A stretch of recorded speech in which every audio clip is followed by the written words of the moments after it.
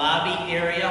And please turn off your cell phones so we don't interrupt our speaker, which I better do that.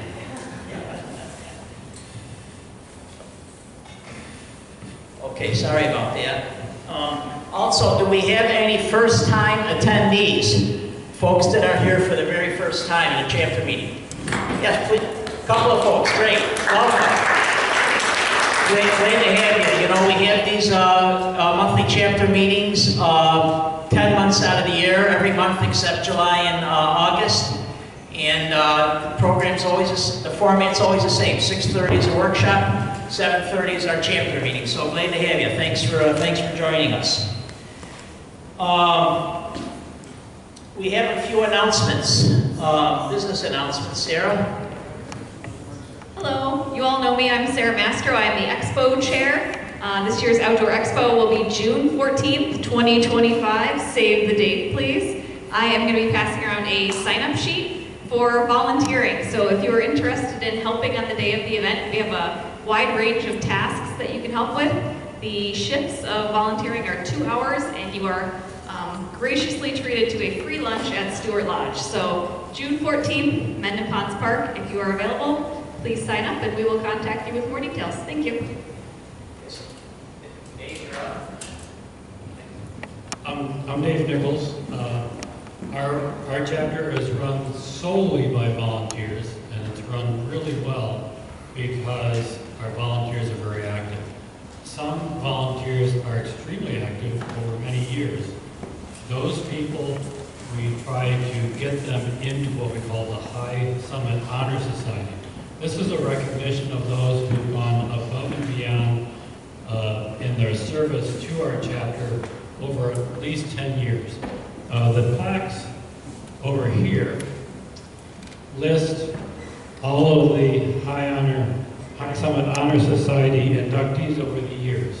And I'm asking for you to think about the volunteers that you've known within the chapter over the last few years who've really gone above and beyond in their support of our chapter, and think about nominating them for the 2025 High Summit Honor Society induction.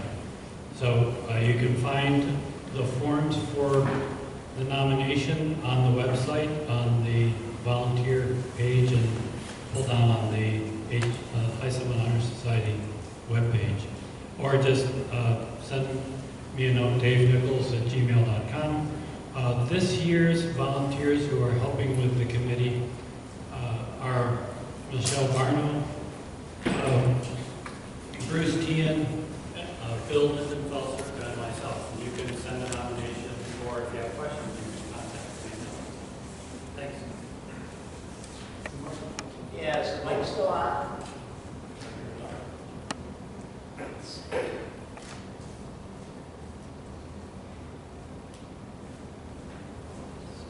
I'll talk loud. I'm Jim Holland.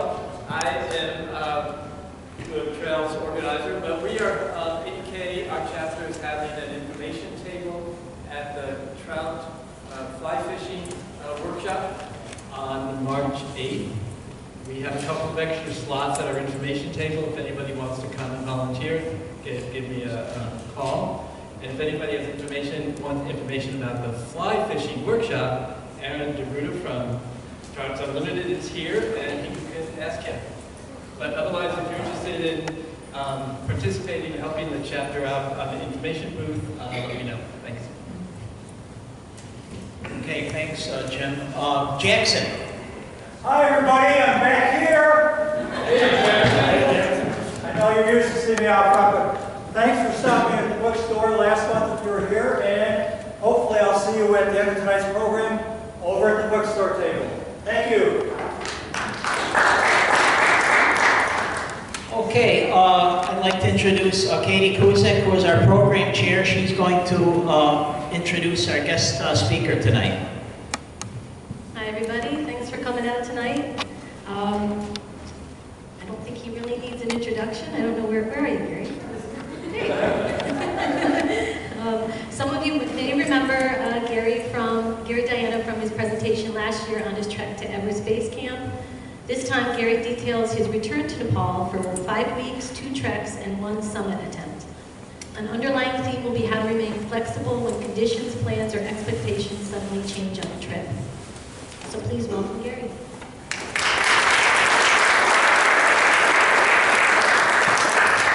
And I just want to mention real quick, next month, our old Jim Miller, where's Jim? Jim?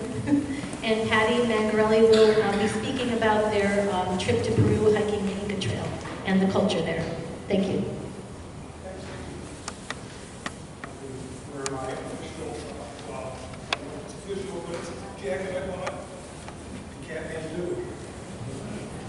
And if you don't know, things are different in Nepal. People drive on the left, the steering wheel's on the opposite side of our cars. Zippers are left-handed. You've got to hold it pretty close to that mic unless you want to wear the lapel mic. No, this will work. Okay. Yep. Zippers are all left-handed, so they're all apparently like women's zippers here in our country. Sorry about that. Oh, much better, much better. So, yes, I was in Nepal in 2023, and I did Everest Base Camp, and then on the way back from that, I went up Mera Peak, which is not a small mountain. It's 20,300 feet, but it's surrounded by 7,000 and 8,000 meter mountains, so it looks really small. But let's see if I can find this. Here we go. Yeah. So back mid-September, I left Rochester and flew to Kathmandu. It takes about 20 hours to do that, 21 hours, an hour to JFK. From JFK to Doha, Qatar is about 15 hours, and from Doha to Kathmandu is another 5. So it's a long plane ride. So I'm going to talk about the 2 treks I did, and you'll notice the asterisk next to Mera Peak summit attempt, because there's actually a story there. So the Manaslu Trek, why do this? Well, I'm going to show you a map in a little while, and there's some road development going on there. That's one thing we took into consideration. It's a little over 100 miles in length. It's point to point. And the high point of the trek is you go through a pass at about 17,000 feet. The trek starts out with an 8 or 10 hour Jeep ride from Kathmandu. We were out there for about 10 days, and I did the trek with a guy I shared a tent with on my Aconcagua trip in Argentina. This man is almost retired corporate lawyer, lives in Houston. And he's the one who turned me on to the guide service the second time I've used as guide service now. So we did the trek with our Nepali guide and 2 porters to carry the heavy stuff. And that's just kind of the way they do things. You can do solo trekking in Nepal, but for this particular area, because it's a conservation area, the government requires you to have a licensed guide and permits to do the trek. So this is what, you'll see those 2 areas circled in blue, and that's the 2 points. You can see the start point and the finish point. And what's going on here is that there's road development going down this trail from both sides, from the finish side and from the start side.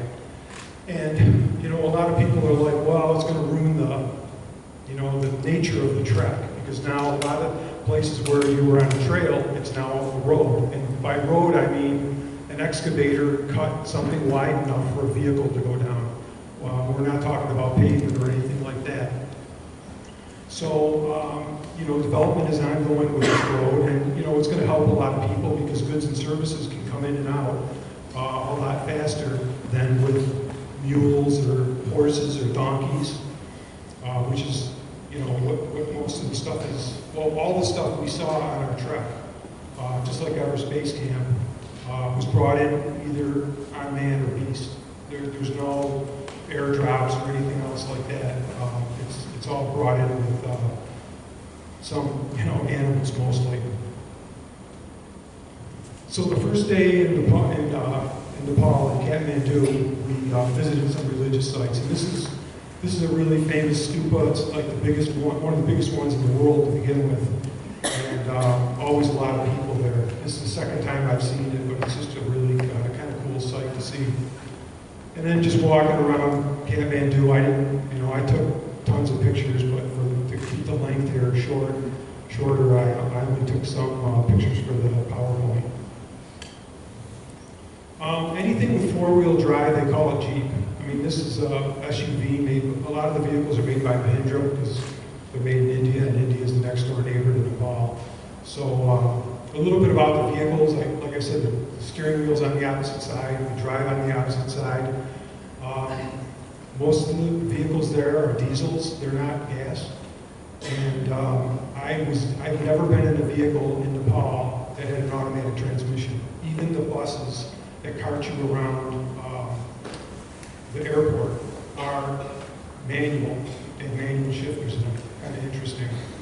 So we took this 8 or 10 hour Jeep ride, and on the right here you can see where we had to stop because there was a recent landslide, and you can kind of guess where the road went.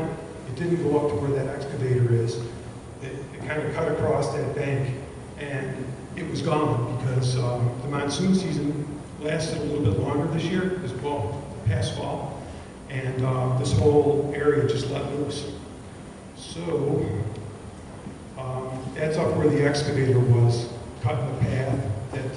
So we had to wait for it to go a little bit further and let us go around. And I think here in this. So here's where our first Jeep had to stop. Right by that blue truck down there. The road recently washed out. So we climbed up where that guy is, came along here.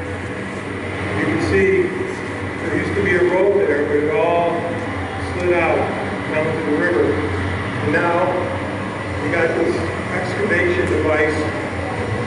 He's trying to clean the path up here, and we're waiting for him to just take a break so that we can pass by.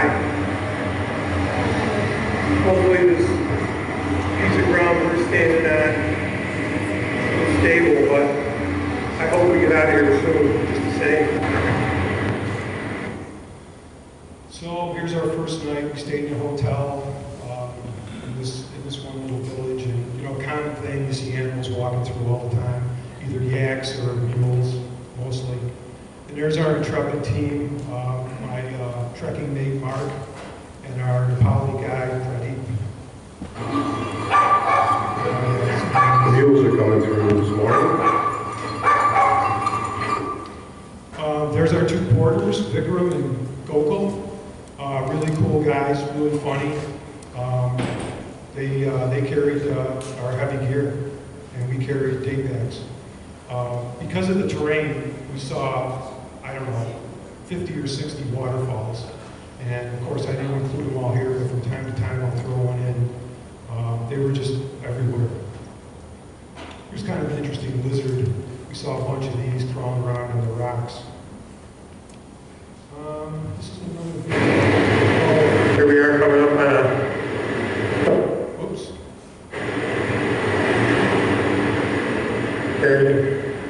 maybe food, I don't know. Yeah, this was like a little transfer station where a bunch of mules came in and dropped off some stuff. And a bunch came in and they were hauling these guys up. Over here. So just, dealing with animals on the trail was like a daily thing. So yeah, not that interesting. Just a bunch of mules coming around. No, this is just one of the nicer dwellings we passed. We saw a lot of nice dwellings. A lot of them were pretty shaky, just kind of hacked together. So we just come down elevation, and you can see we're pretty close to this quickly flowing. Yeah, pretty typical as we follow these rivers. We go up, 500 or 600 feet, and then inevitably come back down, and fall back up again. It's just the way the trail was cut. because of the monsoon feeds everything here. Will we just come down? Whoops. Let's go back one. These suspension bridges. For this trek, we probably went over a dozen of them, I think. So if you're afraid of heights, you probably want to close your eyes when you walk across one of these things. It's, you know, this one's not that far above the water, but I got one coming up that's really something to see. Yeah, more waterfalls. Temperature here, when we first started out, the first few days was about 80 degrees. I had shorts on and a t-shirt, and I was pretty warm. A little more terrain, you can see a village down there. This is kind of scary. I hope one of those clocks doesn't decide to give way while you're walking through here. Or scoot. Typical Nepali breakfast would either be muesli and what they call milk coffee, just coffee with milk in it.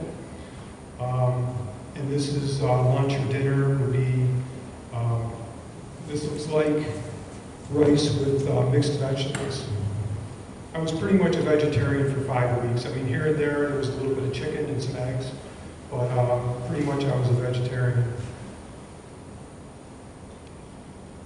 So this Manaslu conservation area, they keep it, you know, there's checkpoints, maybe 3 or 4 of them all on the way going through these places, where our guide had to check into a government office, show them our permits to make sure everything was good. Just a little bit more landscape there. There's another longer suspension bridge. I think those are both the same bridge, just from a different viewpoint. But yeah, these are long, and you can kind of see that this one is long enough that they've got guide wires out to the side so that it doesn't sway in the wind. Oops. Yeah. A lot of times we walk through a village and we'd see gardens and places where they were growing millet or corn or barley, and this was just a couple of scarecrows I took a picture of. Okay, mad honey. Has anybody ever heard of mad honey? No. Okay, so the national tree in Nepal is the rhododendron. They're everywhere, and they're trees. They're not shrubs. They're big trees.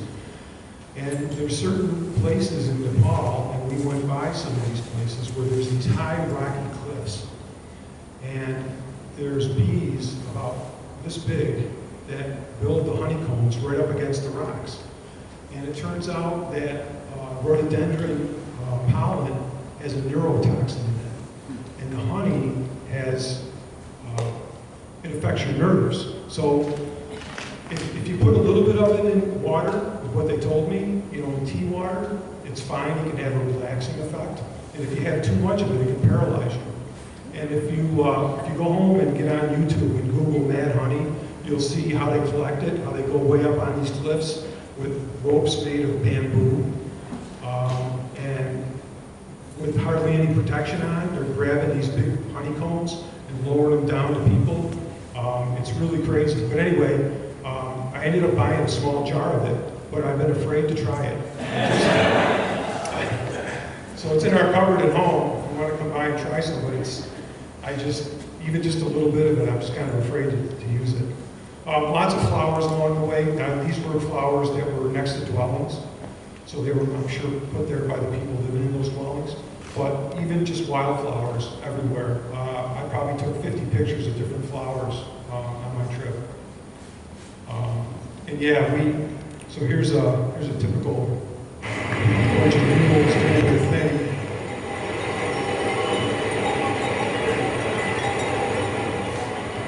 These guys got mule trains. Oh, baby, up close and personal with the mule.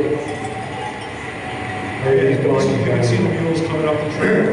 We probably had to wait for 5 to 10 minutes. And there's our guide trying to push the mules away from us. If you've never seen mules walk around in rocky terrain and rough terrain, they're really graceful in a way. I mean, they can walk on any kind of terrain, and it doesn't bother them at all. They just keep going. It's uneven as the terrain is going. That's been doing this on for a while. Another waterfall that was kind of cool, another suspension bridge. So we stayed every night in a tea house, and that was a typical bedroom. Most of the time, well, it's either 1 or 2 beds, and my tent mate and I lived, we had separate rooms, just the way the guy did it. Most of the time you end up with a Western toilet, because you all have those in your house. Sometimes you end up with a non-Western toilet, and just for full disclosure, that's sometimes what you end up with. Another really long suspension bridge, you can kind of see the guy wire over on the left here. This wire is attached to the bridge in various places so it doesn't sway. Another tea house we stayed in, when I woke up, I walked out of the area where the rooms were, and it's a short walk to the dining room. And this guy was just outside the door of the tea house looking up at me. So I took a picture. That's the inside of the dining room of this particular tea house. For breakfast, that looks like milk tea and porridge, which was a pretty good choice.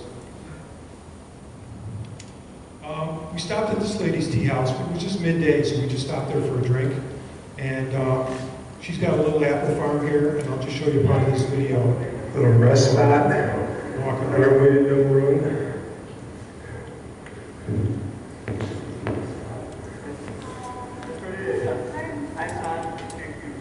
It's one of our porters.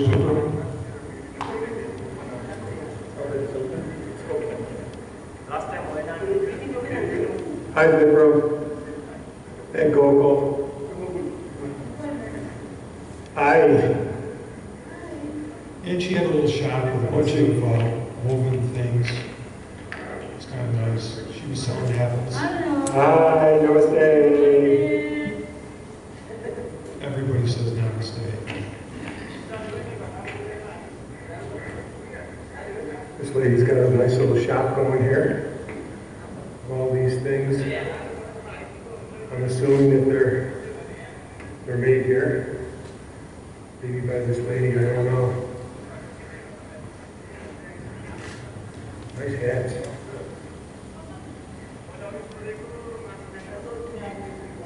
Little rest spot. Move on from that one. Okay, now we're entering Oh, this is the another next village on the trail. After a lot of up and down. Very colorful looking. Got a little headbutt. I'll verify that with my guide. Are these?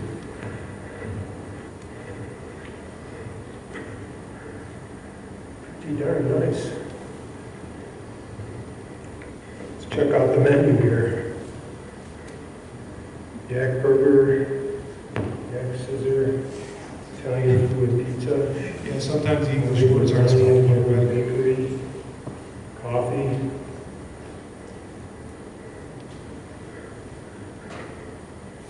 Very nice, very ornate.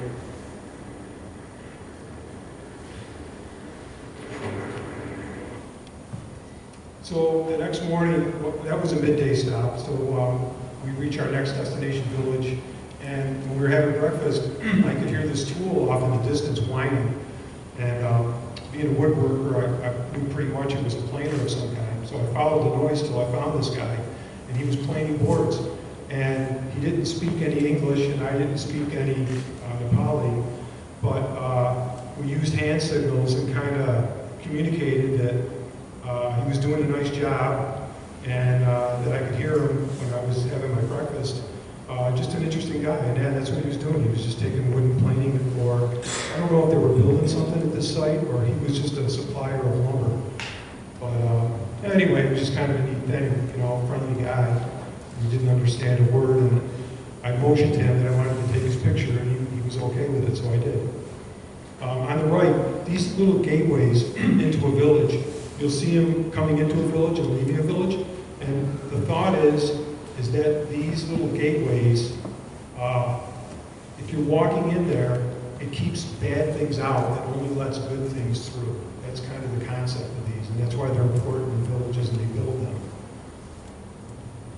Oh, this was pretty cool. So another stop we made at a tea house, I found this loom, and nobody was using it, but I just took a picture of it. And then later, the lady came out, and I asked her if she would, again, we didn't, she didn't speak English, and I kind of just made hand motions, and she figured it out.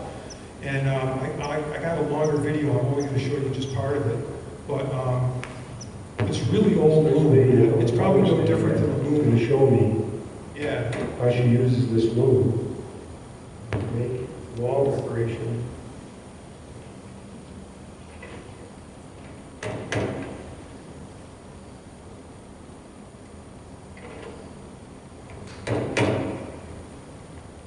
Yeah, so I don't know that there's anything special about the way she's doing this. I think if you went to the Genesee Country Museum, you might see the same thing with a very similar loom. This loom looked like it was like older than old, but it worked. And she had a bunch of wall hangings for sale behind the little shop here, which is kind of interesting. That's our first view of Mount Manaslu. It's an 8,000 meter peak, so it's sought after by mountaineers in this region. I think Nepal has 10 of the 14 8,000 meter mountains. So as we got closer to Manaslu, there were mountaineers getting shuttles from the village we were staying in up to Manaslu base camp. It was hiking season. This was back in late September for that particular mountain. A little bit closer view of it. I was on the rooftop of the tea house we were staying in. So then we went to this place, we had lunch, and we found out that there was a school nearby, and that the school was going to do sort of a parade and presentation to some of the benefactors that were funding the school. It was like, I don't know how the funding worked, but a lot of it was private funding. And those people, the several people that were doing that came to the school, and they were being honored by the students. So I took a couple pictures of that. We sat there for about a half hour watching this whole thing take place. Those are some of the student leaders that were at the start of the parade. It looked to be like a K-12 school. There were little kids in these tents. And what amazed me is there was maybe one teacher and 2 tents full of little kids, but they were all just sitting there, and they were like, not fighting or anything. It was just interesting. And all the school kids I saw in Nepal, they all wear uniforms. It's a thing. It's just what they do. They wear uniforms. They take education pretty seriously. And this is the view outside their schoolyard. Mountains are a little bit obscured by the clouds, but pretty nice view for a school. That was just a doorway I took a picture of because it was so colorful along the way. Another long suspension bridge. This isn't a gateway you walk through, but it's a gateway on the entrance to a village just down the road here. This is a monastery we visited. So you can see it in the background there. So now here's the outer gates to the monastery. This is one of the little creatures they've got guarding the gate. And most monasteries, they won't let you take pictures, but this one they did. So I did take more than one picture, but it's all very ornate in there. We did go to one monastery where the monks chant in the morning and they chant in the evening. And that was really cool too, but they didn't allow pictures or videos of anything inside the monastery. So of course, we're going to, go to a foreign country and obey, or not obey laws, especially religious ones. So porters carry all kinds of stuff on the trail. The guy on the left is carrying a block of granite, probably to be turned into more blocks. They got people that all they do is work with chisels all day and make those blocks into like bricks. The guy on the right is actually carrying a coil of half-inch steel rebar, which, you know, if you go to Home Depot, you'll see it. It comes in big lengths, and it's heavy as heck. And there were 2 porters we passed carrying these things on their backs. I have no idea what they weighed. I wouldn't surprise me if it was 100 pounds or more. Just amazing. Oh, okay. Now, in this video, we're almost... Oh, there's our room. We're almost in the pass at 17,000 feet. We're like 4 or 5 hours away. So we stayed in this one place called Dharamsala, and there's no tea house there. It's like a dormitory. So... now you can really appreciate the authentic stone floor. It looks like 4 spaces to sleep in. Mark's got the spot on the left. I'm going to have the spot on the right. We've got comforters here, or down bags. And now let me show you what's going on outside.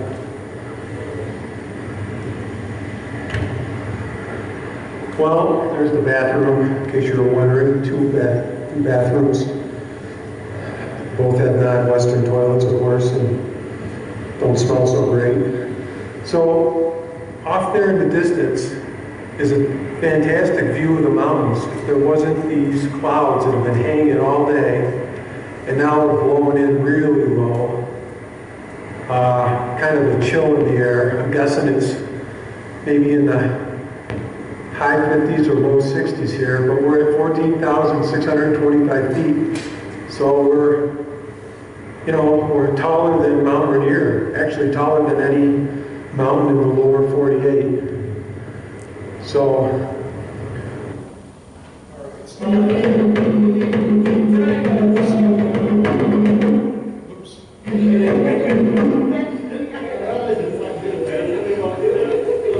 this was after dinner, and the guy on the left is one of the porters, Vikram, and the guy on the right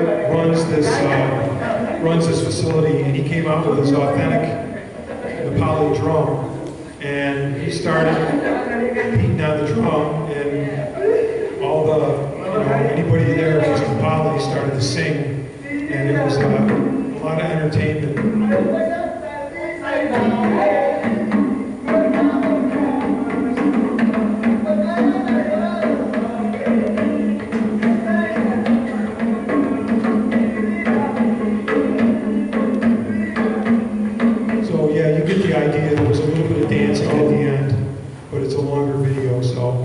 So the deal was, we went to bed early in that dormitory place there, Dharamsala, which has some kind of religious significance. They couldn't really explain it to me, but they're not allowed to build a tea house, full-blown tea house there because of that, because there's some religious significance to that area. So we woke up at 3 o'clock in the morning, had breakfast, and at 3:30 we set out for the Lukla Pass at 17,000 feet. And, picture of the sun coming up behind the mountains here. Once the sun was up, we traveled a little further. We could see this glacial lake off to the right. Took that picture just before the clouds moved in and obscured it when we walked by, which was too bad. And then 4 hours or 5 hours later, we were at the 17,000 mark for the pass. Not a lot of visibility up there. It was cloudy and foggy, but we were there. It was kind of tiring to get there. A lot of elevation gain, and the air gets kind of thin at 17,000 feet. So it took us another, I don't know, it was like 10 hours, maybe a little bit more, to reach this village once we got through the pass. It was a 12-hour day. It was just really long. This was the cottage I stayed in. There was a series of these. Pretty comfortable. Just some mountain views outside where we were staying. So this lady, towards the end of our trek, we were hiking, of course, from one village to another, which is what you do on this trek. And we ran into this lady, spoke no English, but she stopped and talked to my guide, so I would ask the guide questions to ask her. And first of all, can I take your picture? And she said yes. So I did. But she was talking how she came from the village that we were in, and she was walking to the village that we were going to, And she said it takes her about 4 hours. And she went there to go visit her sister. And she stayed there for 2 or 3 days with her sister, and she was walking back to her own village. And she was complaining a little bit that her knee was bothering her, so she was going slow. But we had like a 10-minute, my guide had about a 10-minute conversation with this lady, very nice. Just, it was just interesting to hear her story. There it is. I went all the way to Nepal to find Hotel California. We didn't stay there. And for a place where nobody ever leaves, there weren't any people to see. But yeah, that's where Hotel California is. If anybody asks you, it's in Nepal. And I got the pictures to prove it. So this was the hotel we stayed in our last night on the trail. There you can see our Jeep parked in the back, getting ready to take us back to Kathmandu.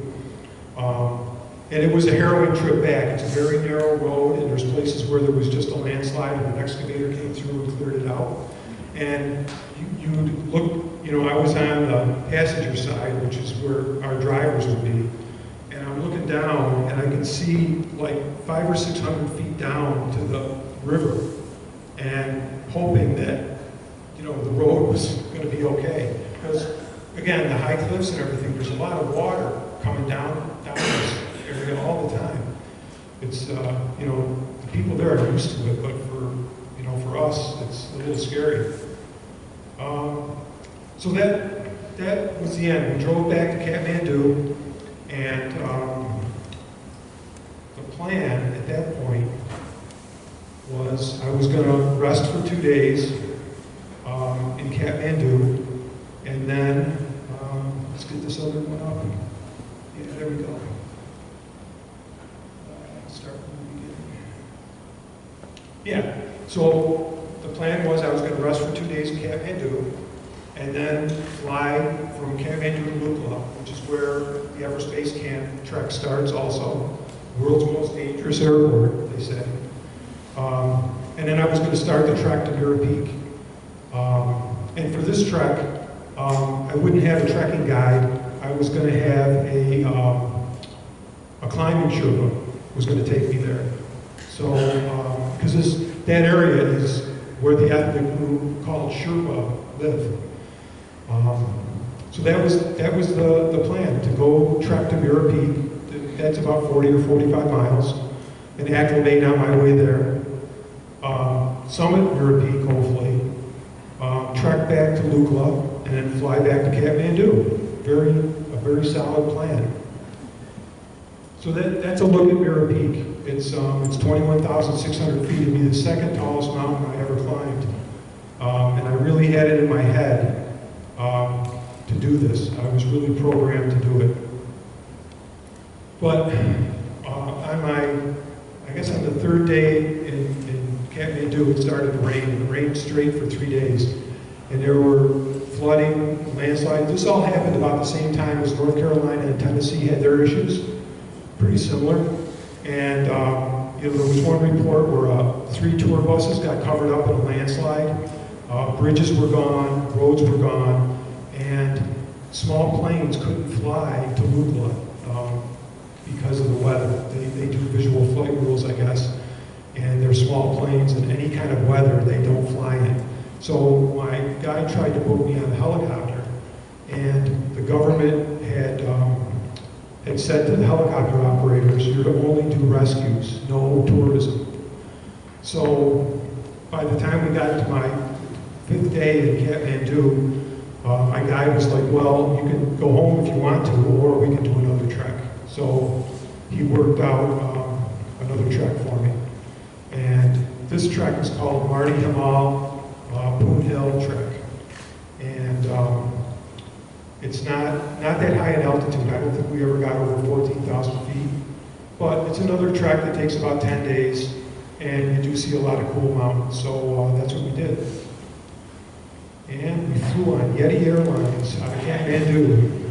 And there's our plane. It's a pretty standard jet plane that can fly through clouds and above the clouds. And, it's not some small little prop plane. So that's what I did. I flew to Pokhara, the second biggest city in Nepal, about 1 million people, I guess. And here we are on the trail already, another suspension bridge, of course. And while we were doing this trek, we were a few days into it when Dashe, the big Nepali festival, had begun. So I learned a lot about that through our guides.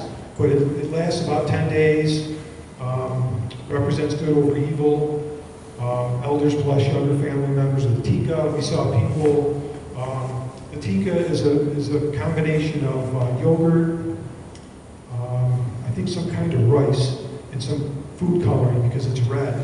And it's a red dot that an elder would put on a younger person to bless them. And then the last day includes a sacrifice of an animal. So we'll get to that. Yeah, here we go. So I got a few videos like this that are probably going to bore you. Two more. But there would be hundreds of goats herding by. There would be active participants. Yeah, active participants in the festival. Sometime soon. They were going to Pokhara to be sold, or further they put on trucks and taken back to Kathmandu to be sold there. So yeah, lots of goats.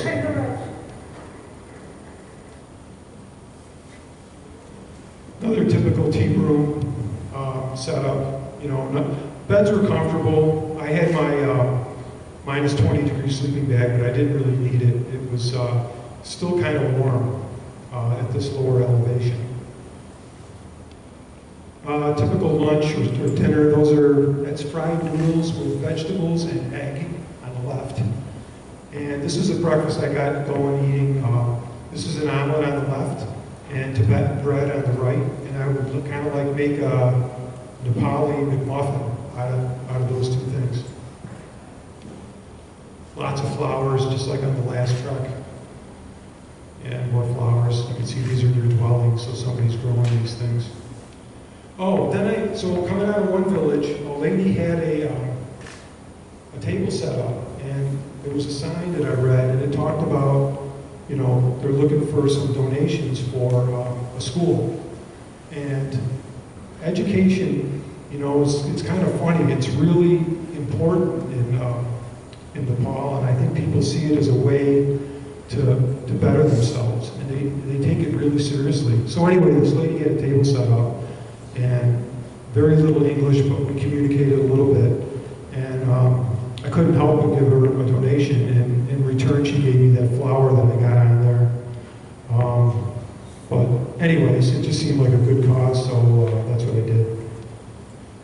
Yeah, more festival goers. One of these, there's a funny kind of goat. Good morning. It stares me down a little bit. More goats.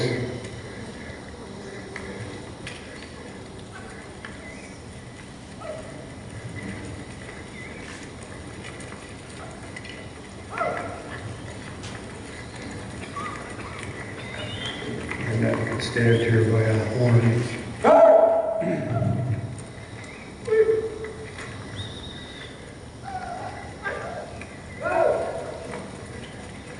Oh, maybe it's not. Let's see.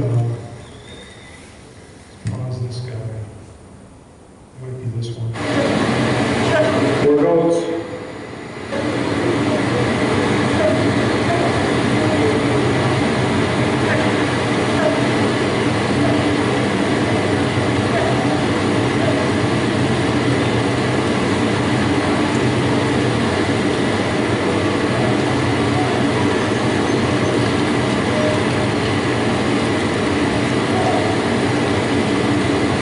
If you want to put an order in for a goat, call me.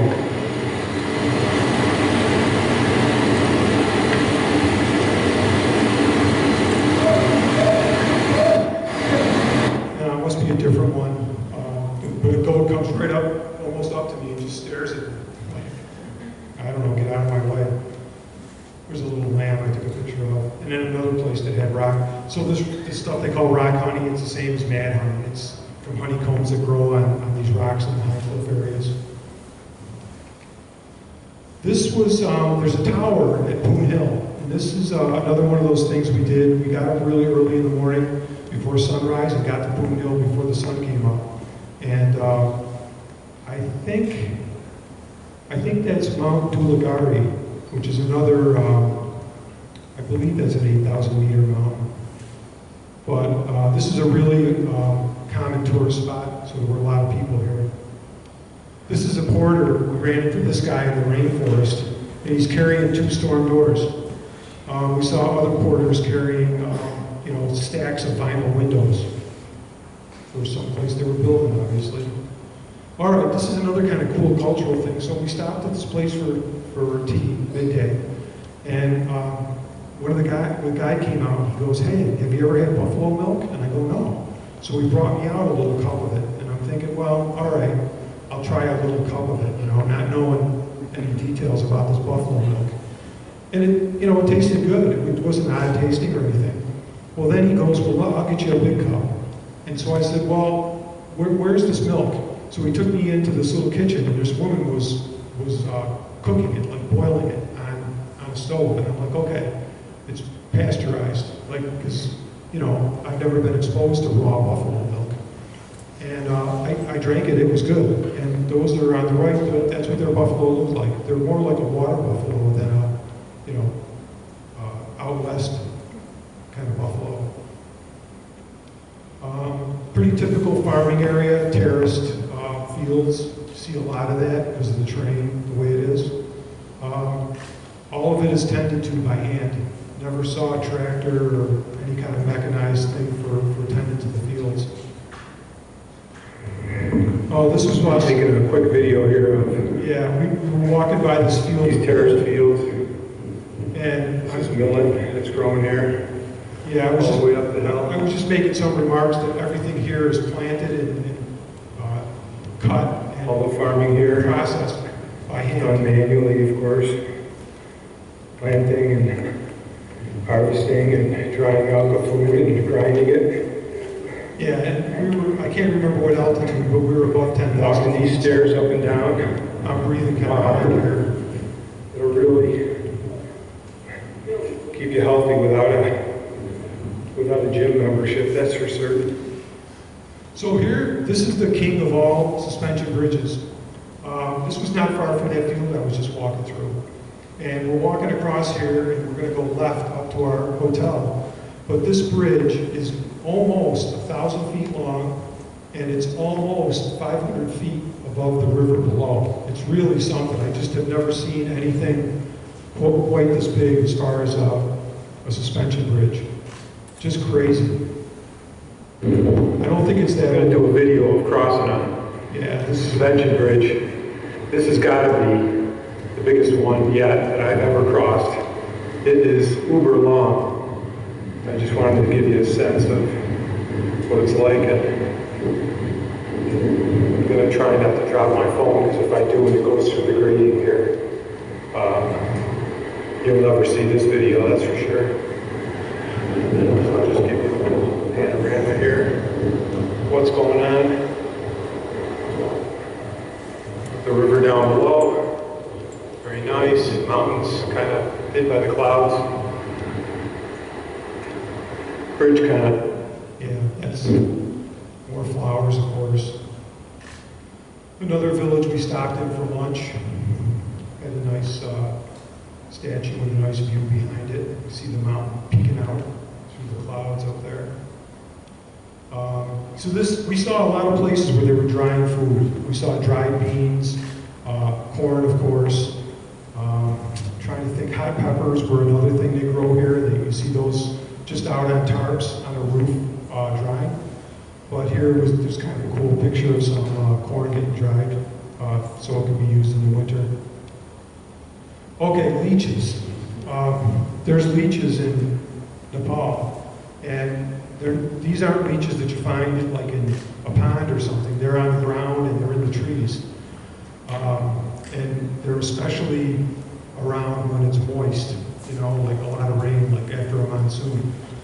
So, you know, the guides had me checking for them. At one point I found some on my boots and we got them off and, you know, okay, things are good. But they can crawl up from the trail. The trail is very moist because of all the animal dung and pee from, you know, stuff getting transported. And they they can go right through your socks. And the story I'll tell you is, I woke up one night, I went to bed early, I woke up at 10 o'clock, and I was getting out of my sleeping bag liner because it was too warm in the room. And I saw my sock was bloody. There was blood coming through my sock. And I thought, well, that's odd. So I took the sock off, and I had 2 toes that were bleeding. And I thought, oh, you know, blisters on the trail from hiking. I put Band-Aids on them, you know, I'm good. And I look at the floor, and there's still blood dripping out of my leg. Like above my ankle, I had 2 or 3 places where blood was just dripping out. Okay. So I got the Band-Aids out and put Band-Aids on them, and I'm like, what, you know, was going on here? So I took my sock and turned it inside out, and these 2 fat leeches came out that had been feeding on my O negative probably all day. So I killed those guys, threw the socks in the garbage, and told the guides about it the next day. And so the next day they took Vicks Vapor Rub, and they put it all around the sole of my boot, and they said they won't crawl up your boot if you got this on there. So I was just more careful the rest of the way on the trip. I was a little concerned I was going to get sick because, you know, these things are crawling around in the dung and the pee, and now they bit me and obviously got into my blood. Like, you know, what's going to happen here? And nothing apparently happened. This was another village we stayed in, and it turned out there was a mother dog there, and she had 2 pups. Now, I don't know if she had more, but she had 2 there, and you can kind of see her paw off to the left. And this guy, we didn't go anywhere near the mom, you know, just didn't want to get her excited about going near her pups. But he picked them up, and they were just cute. So I took a picture of this nice man and these dogs.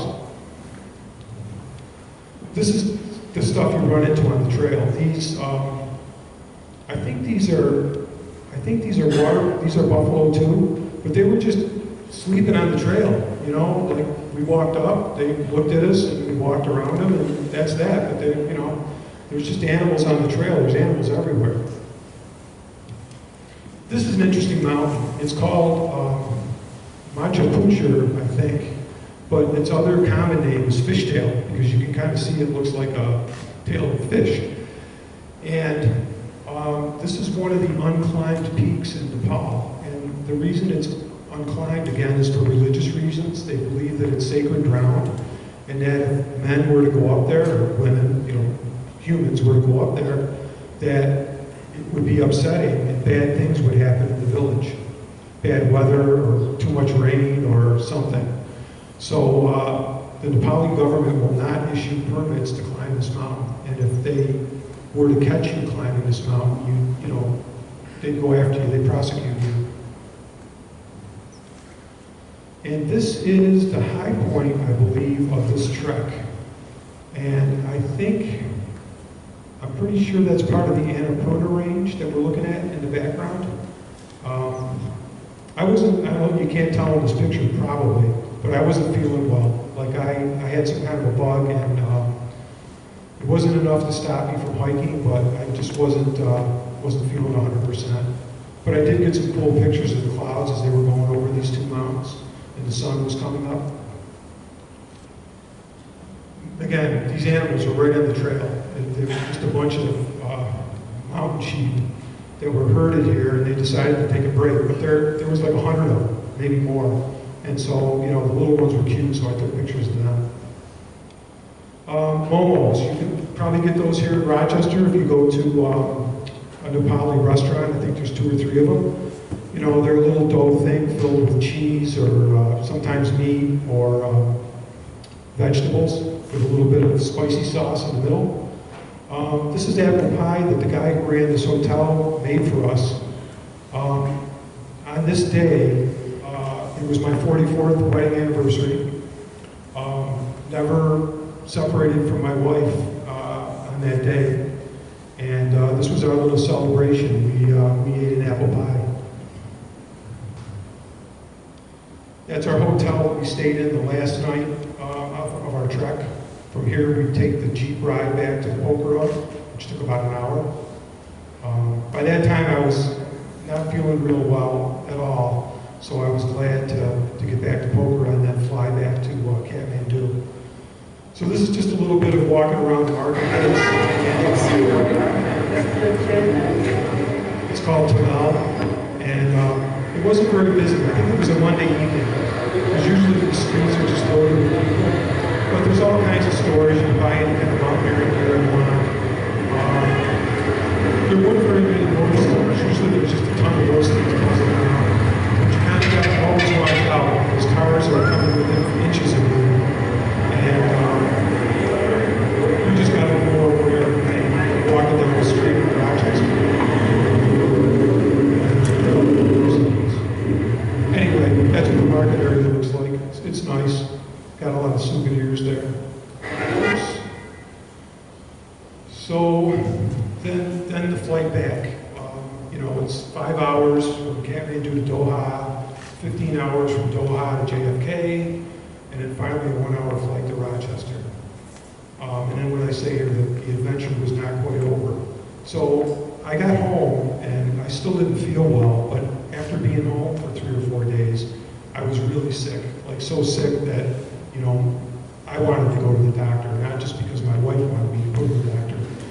So I went to the doctor, looked me over, and basically said, you got to go to the emergency room to get this treated, whatever it is.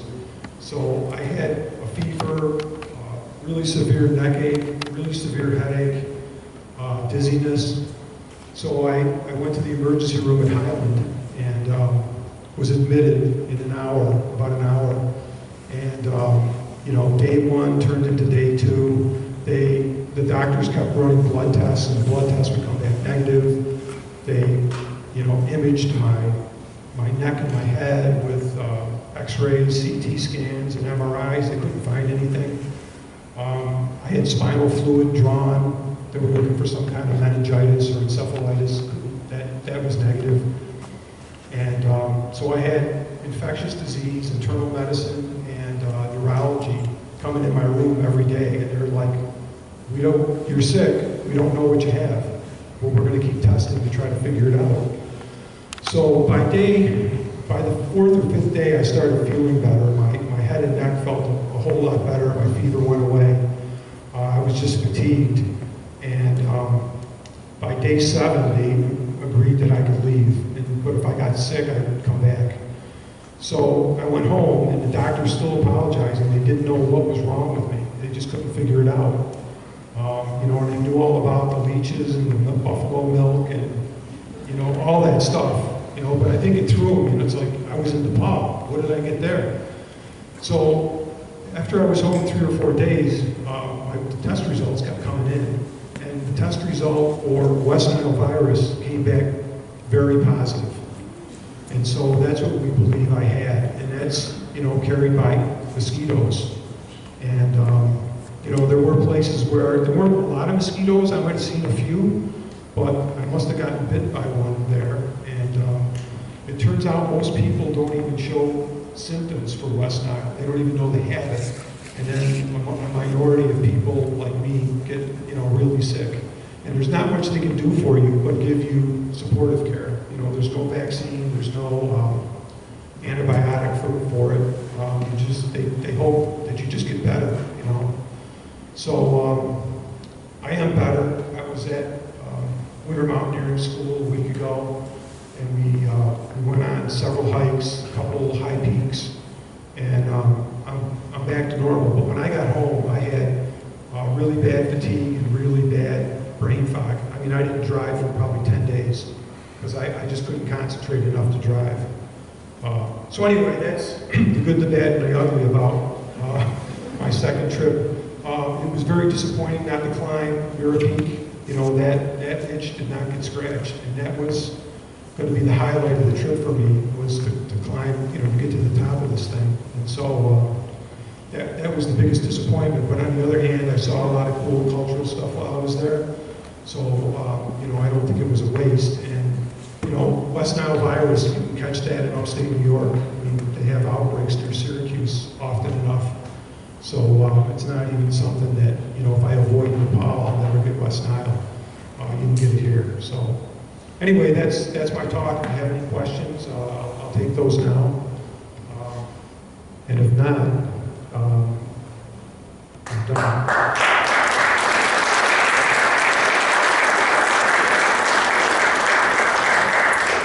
that's me back healthy again after about a week out of the hospital. Not moving around a lot, but at least smiling. Any questions for Gary? Yeah. Were you required to have porters, one or more, or is it optional? You know, I think depending on the guide you use, or if you don't use, the areas I went to, I needed a guide. It was required. And it's kind of their custom that you have porters. I mean, other than Nepal, you know, I've been on trips to Mexico and Argentina climbing mountains, and porters were optional. You know, there wasn't, and I never hired one. But, you know, my guide explained to me this is just the way they do things. I think these trips are they're not expensive in the big picture compared to everything else. It's about $2,000 to fly round trip to Kathmandu from here.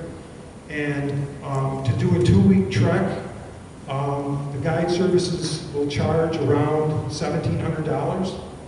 And that includes your meals as you're trekking, and hotels and that, and a couple nights in Kathmandu. So I felt like for what I got a pretty good bargain, and you know, I tipped them very well when I left, because they did a lot of hard work. They you know, they kept us safe. They know the area. And that's why I went back with the same guide, you know, this past fall, because of the service he provided. I knew I was going to be safe. I knew when I went to climb that mountain that I did climb, that I'd have a qualified climbing Sherpa to make sure I stayed safe. And so anyway, yeah, that's kind of the cost breakdown of these trips. I think, yeah, that's the guide company I use, Connections Nepal, and Pradeep Karki. He's the guy that runs it, and just a really good guy. He took over the business from his dad. His dad started the business in the early '80s when trekking in Nepal started just becoming popular. And his dad is older now. He does do treks, but Pradeep has taken it over from him and building it back up again.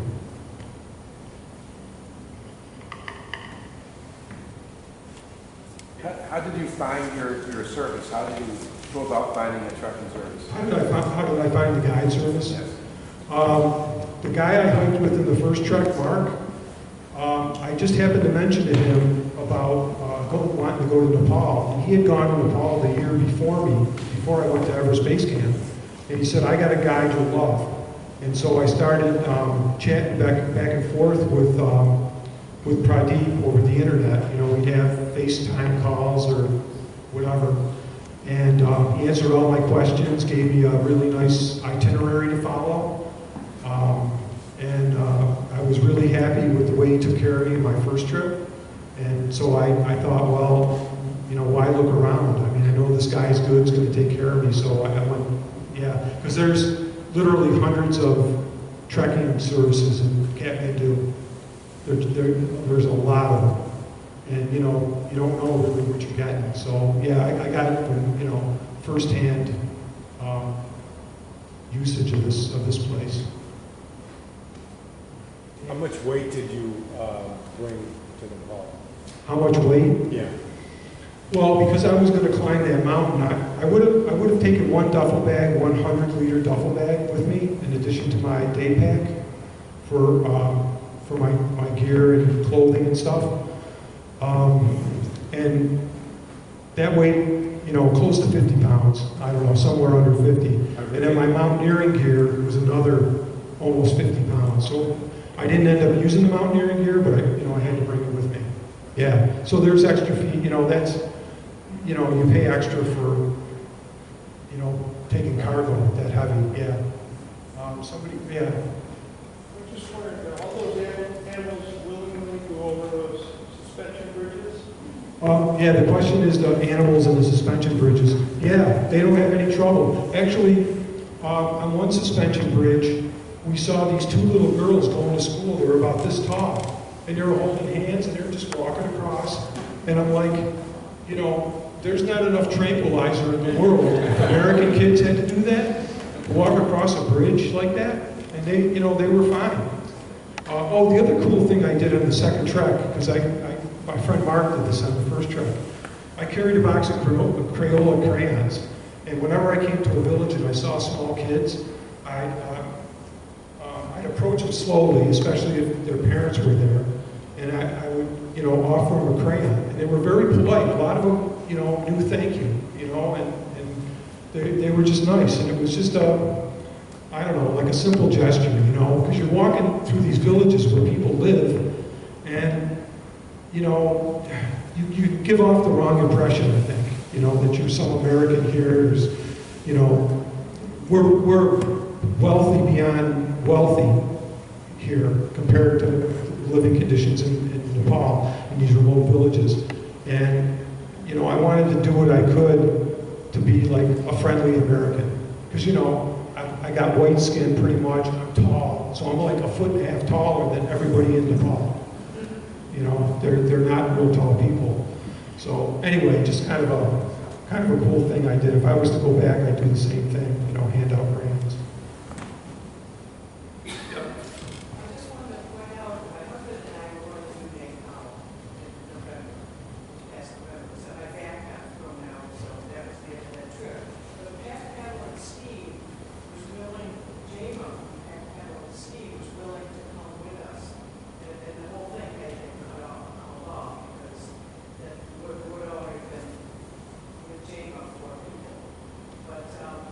Jama said that's her favorite place to go. She liked it better than Member Space Camp. Oh. So they would, I think, would be willing, she'd be willing to do it again. She really did want to do that. So there's people here that like to do track. I think we'd still be interested. Yeah, Nepal, if you want to see the biggest mountains in the world, you got to go to Nepal. I mean, especially on the Everest Base Camp trek, they're like right there. And we got fairly close to Everest. But yeah, it's just incredible. The views are incredible. But I'll tell you, once you've seen the big mountains, it kind of spoils you. You know, like nothing against our mountains, because I was up there for a week and I took some really fantastic pictures. But I don't know, there's something different about these mountains. They're so majestic, they're so big. You know, 8,000 meters, I think, is roughly 25 or 26,000 feet. And they're just pretty, and I don't know. I mean, to the people who live in Nepal, they're probably like, yeah, you know, like we're like Niagara Falls, yeah. You know, they see it every day. But anyway, yeah, it's a lovely country. Yeah, and the people are nice. Any other questions for Gary? I'm just going out. Give Shane a microphone, Gary. So. You're debating on whether to do Everest Space Camp. Shane, you have to hold it close. Oh, okay. If you're debating whether to do Everest Space Camp or do this trek, Everest Space Camp, the crowds are only getting worse each year. And so it's worse when you're going up on the trail because there's a herd coming down of people. And so you really are stepping aside all the time for the people descending. So I think, you know, it's just gotten over